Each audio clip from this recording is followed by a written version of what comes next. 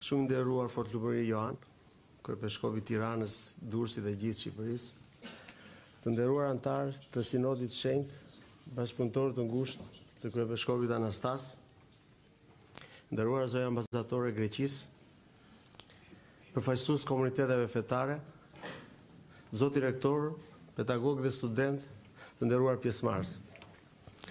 Jam thellësisht i prekur që mu dha rasti që me për ulësi dhe mirënjohje të flas disa fjalë zemre në këtë konferencë ndërkombëtare që mbahet në nderim dhe kujtim të Kryepeshkopit Anastas. Jemi të gjithë bashkë këtu se për ne ortodoksët jeta nuk mbaron me vdekjen dhe se vdekja nuk është fundi, por veç se kalimi.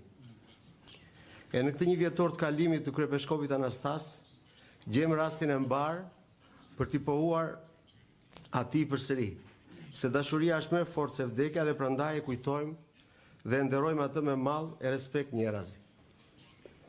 Shkurtimisht, disa të vërteta sipas meje, që gjatë këtij viti të kalimit i kam rikapur, i kam ripërsëritur me veten time, që lidhen me figurën dhe kontributin e jashtëzakonshëm të Kryepeshkopit për Kishën Ortodokse Autoqefale të Shqipërisë, por dhe për ortodoksin në përgjithësi.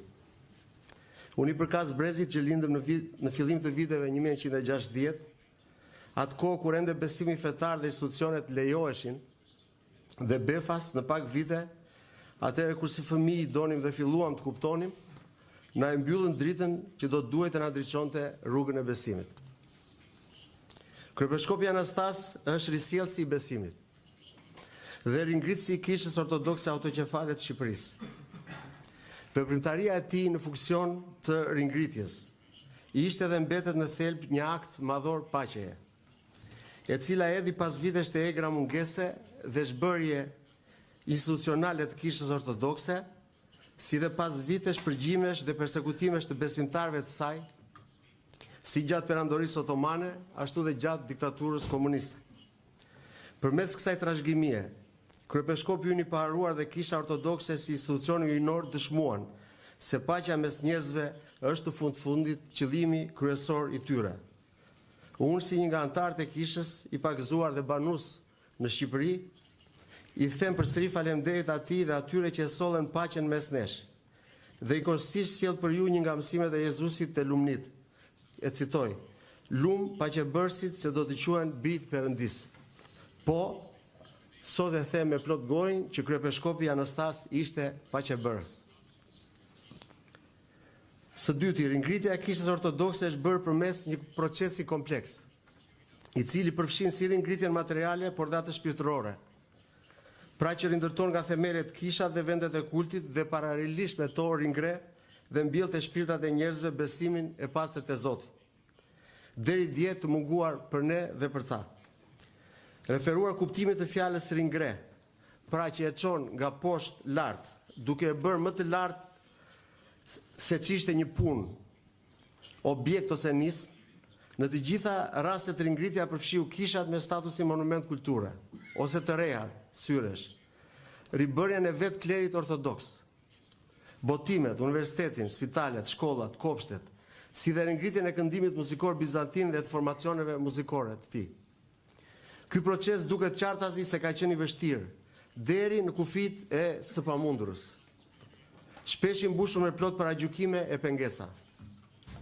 Sot kur kjo punë madhështore ka ndodhur, pasi, siç thuhet në Bibël, nuk mund të fshihet qyteti i ngritur mbi një mal, duhet që përsëri ta falenderoj atë dhe ata që e bën këtë, dhe njëkohësisht ju them se Jezusi kishte të drejtë kur thoshte, citoj: "Lum kur t'ju shajnë e t'ju përndjekin dhe me gënjeshtra të thonë të gjithat këqijat kundër jush, për shkak se keni besuar tek unë." Mund të them përsëri, po, Kryepeshkopi Anastas besoi tek Zoti, edhe pse gënjeshtra u than kundër tij.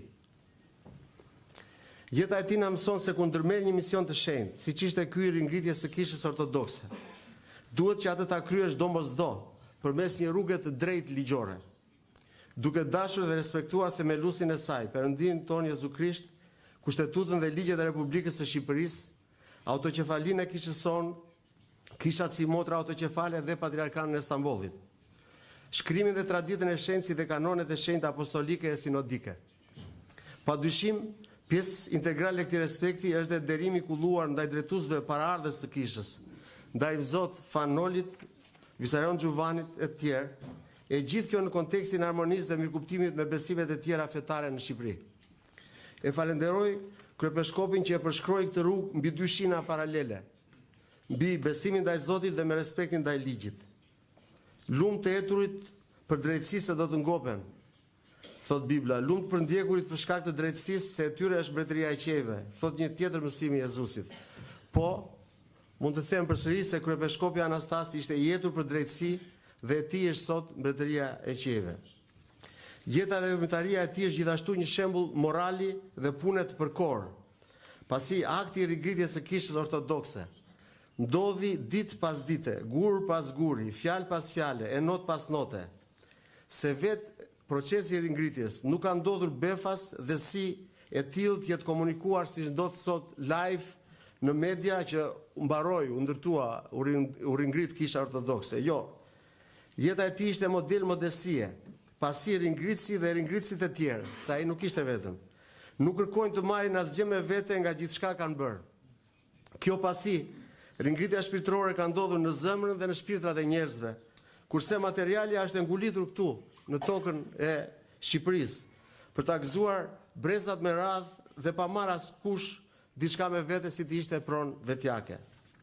Vetëm tani ne mund ta shohim atë të plot.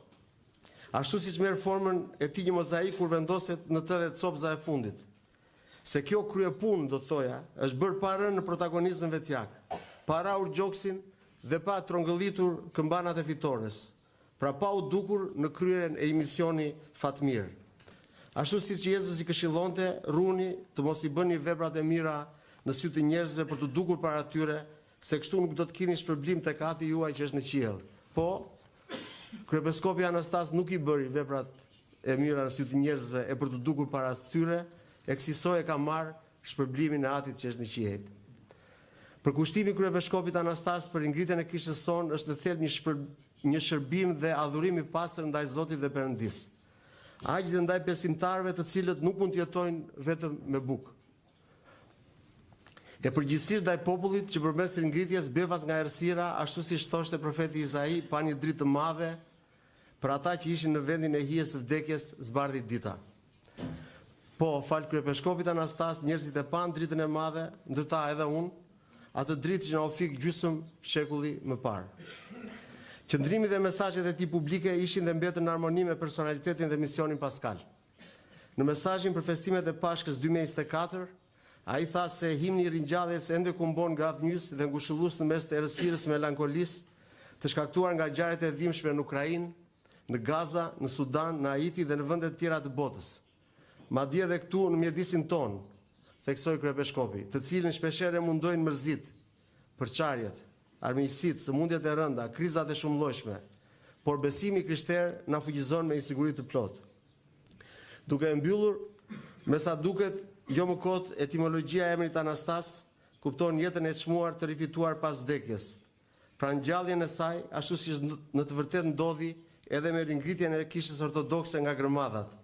Ringritje e drejtuar nga ilësia e tij Anastasi, që për fat të mirë e ringriti atë duke lartësuar së bashku me kishën ortodokse të Shqipërisë edhe emrin e tij të pavdekshëm. Ju falenderoj.